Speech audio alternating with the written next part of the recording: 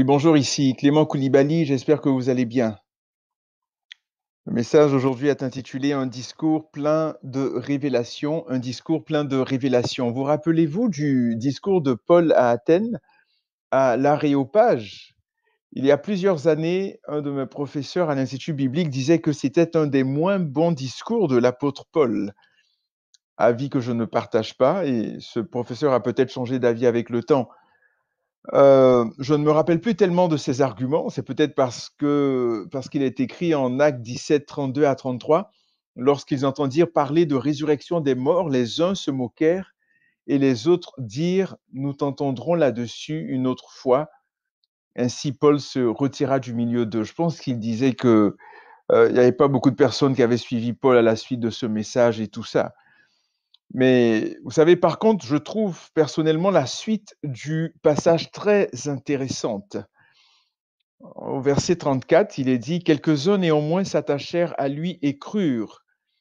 Denis l'Aréopagite, une femme nommée Damaris et d'autres avec eux». Actes 17, 34. En fait, quand on parcourt le livre des Actes des Apôtres, qui est plutôt les actes du Saint-Esprit, et que nous faisons un zoom sur la vie de Paul, nous voyons le même cycle. Il entre dans une ville, il y a soit une émeute, soit un réveil. Certaines personnes s'attachent à son enseignement, s'attachent à lui, et les jaloux se lèvent contre lui au point parfois de le lapider, et il est obligé d'aller dans une autre ville et rebelote, ça recommence le même cycle dans chacune des villes où il entre.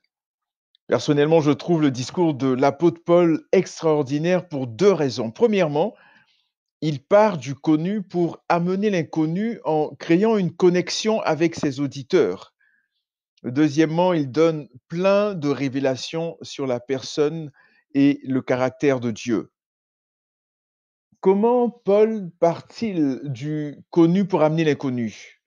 En Actes 17, 22 à 23, il est écrit ceci: Paul, debout au milieu de l'Aréopage, dit: Hommes athéniens, je vous trouve à tous égards extrêmement religieux, car en parcourant votre ville et en considérant les objets de votre dévotion, j'ai même découvert un autel avec cette inspiration à un Dieu inconnu. Ce que vous révérez sans le connaître, c'est ce que je vous annonce. Ce que vous adorez sans le connaître, c'est ce que je vous annonce. Donc vous savez, les Athéniens étaient tellement religieux que malgré la diversité de dieux et d'autels qu'ils avaient, ils se disaient: «Il y a certainement un Dieu qu'on ne connaît pas, nous allons tout de même lui faire un autel au cas où». Pourrait-on dire qu'ils étaient prévoyants? Peut-être, mais ce qui est sûr, cela a été une belle plateforme utilisée par Paul pour introduire son message. Ayons le sens de l'observation, du moins développons encore plus notre sens de l'observation afin de le mettre au service de l'Évangile, d'annoncer l'Évangile, de le mettre au service de Dieu. Donc Paul a observé et il s'est rendu compte qu'il y avait cet autel-là, il était écrit à un Dieu inconnu. Et tout de suite, il s'est certainement dit, je peux m'en servir pour parler de Christ. La deuxième raison que je trouve formidable dans le discours de Paul a trait aux nombreuses révélations qu'il nous donne sur le Seigneur. Cela nous permet de mieux le comprendre et de mieux le prier. Voyons-les en détail. En Actes 17, 24, nous découvrons ceci: il est le Dieu qui a fait le monde et tout ce qui s'y trouve.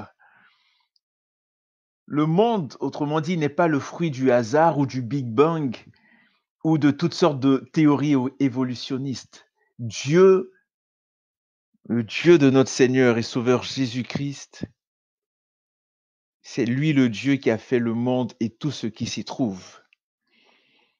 En Actes 17, 24, Paul nous dit également qu'il est le Seigneur du ciel et de la terre.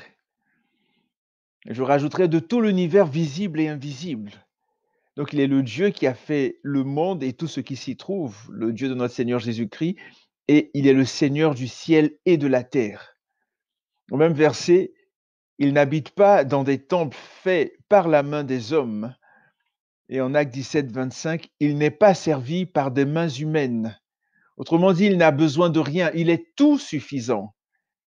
Il donne à tous la vie. Qu'on l'aime ou qu'on ne l'aime pas, qu'on l'adore ou qu'on ne l'adore pas, qu'on l'honore ou qu'on ne l'honore pas, qu'on le vénère ou pas, qu'on soit des serviteurs du diable ou peu importe, Dieu, dans sa bonté, dans son amour, dans sa compassion, donne à tous la vie.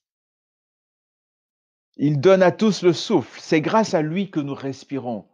On ne se rend pas assez compte que ce souffle de vie-là, il y en a qui le cherchent, qui le cherchent. Avec tout ce qu'on voit actuellement, la pandémie, comme certains disent, oui, des personnes qui cherchent leur air. Vous vous rendez compte? On respire et on ne se rend même pas compte à quel point c'est précieux. Soyons reconnaissants chaque jour. Disons merci au Seigneur pour le souffle de vie. Et le Seigneur, que fait-il encore? Il donne à tous toutes choses. Toutes choses, je veux dire, les yeux, les mains, les pieds, on peut se déplacer, on peut marcher, on a à manger ou pas, on vit. Toutes choses, c'est Dieu qui l'accorde. Tout ce qu'on possède vient de lui. En Actes 17, 26, il est dit, il a fait que toutes les nations humaines issues d'un seul homme habitent sur toute la surface de la terre. Étant donné que nous sommes tous issus d'un seul homme, les êtres humains sont tous à la base des frères et sœurs. Je ne parle pas ici du fait que certains ont pour père le diable, mais l'être humain en tant que tel. On est tous issus d'un seul homme, d'un seul couple, d'Adam et Ève. Et c'est Dieu qui a fait cela. Dieu a déterminé un temps fixé pour les humains. Autrement dit, Dieu savait à quel moment nous serions sur la terre. Il savait que nous serions dans ce temps précis, dans les années 2000, 2020, etc., qu'on allait naître à telle année, à telle période, on serait dans tel siècle. Dieu savait tout ça.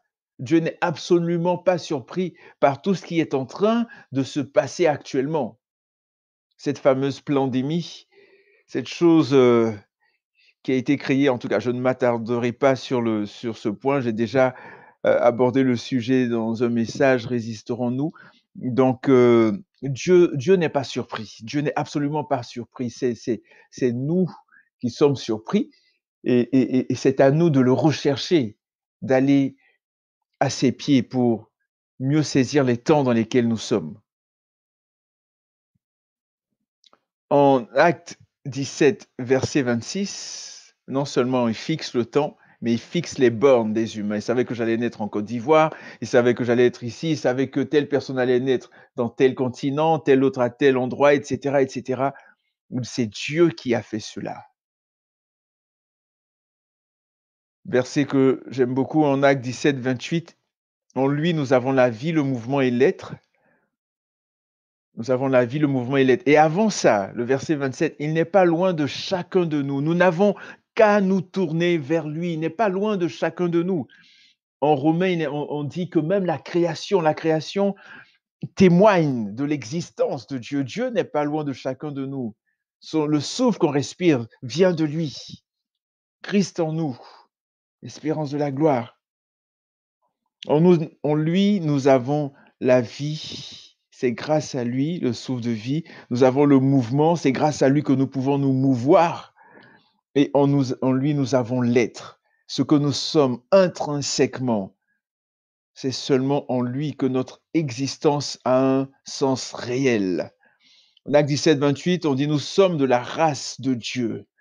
Autrement dit, il n'y a pas de race blanche, de race noire, etc. Fondamentalement, en tant qu'être humain, nous sommes de la race de Dieu. Nous pouvons aller plus loin en parlant de ceux qui sont véritablement de la race de Dieu, ceux qui le craignent, ceux qui l'honorent et ceux qui sont de la race du diable. Mais ce n'est pas l'objet de mon propos aujourd'hui. En Acte 17, 30, il est dit que Dieu, sans tenir compte des temps d'ignorance, annonce maintenant, aujourd'hui, le 20 avril 2021, Dieu, sans tenir compte des temps d'ignorance, annonce maintenant à tous les hommes en tout lieu qu'ils aient à se repentir. Ils aient à se repentir. La repentance, l'importance de la repentance. On ne se repent pas suffisamment assez. Dieu, sans tenir compte, quelle bonté, sans tenir compte des temps d'ignorance, annonce maintenant à tous les hommes, à tous les êtres humains, partout dans le monde, sur la terre, qu'ils aient à se repentir. Si tu es là, tu m'écoutes. Je t'invite à te repentir, qu'on puisse se repentir, qu'on puisse demander au Saint-Esprit de nous rappeler peut-être des choses même que nous avions oubliées, des choses qui ne glorifient pas le Seigneur. Acte 17, 31, Dieu a fixé un jour où il jugera le monde selon sa justice, selon la justice. Et pour cela qu'on a à se repentir. Tout être humain y passera. Tout le monde passera devant le tribunal de Christ. Que tu crois en lui ou pas, tu passeras devant lui. Tu seras jugé. Et c'est ce qui est dit. Dieu va juger le monde par l'homme qu'il a désigné, cet homme qui est Jésus. Dieu a donné à tous une preuve digne de foi de ce jugement en ressuscitant Jésus d'entre les morts. Donc Jésus est vraiment ressuscité, il est vivant pour les siècles des siècles. Jésus est notre Pâque, nous avons à le célébrer tous les jours de notre vie. J'aimerais vraiment nous inviter à reprendre ce merveilleux discours, Acte 17, à le relire, à voir toute la richesse qui est contenue. Il y aurait tellement encore plus de choses à dire. Vous vous rendez compte de toutes ces révélations sur Dieu dans à peine ces quelques versets, c'est phénoménal, c'est extraordinaire. Et c'est vraiment un concentré des découvertes sur notre Dieu. Alors, sur ces paroles, je vous souhaite une excellente journée, une très bonne nuit, peu importe le moment où vous m'écoutez, et vraiment que le Seigneur vous bénisse, que cela nous amène, encore une fois, à nous mettre sur nos genoux et à honorer celui qui a créé les cieux et la terre, à honorer celui en qui nous avons la vie, le mouvement et l'être, à honorer celui qui a déterminé un temps fixé pour tous les humains. Que Dieu vous bénisse.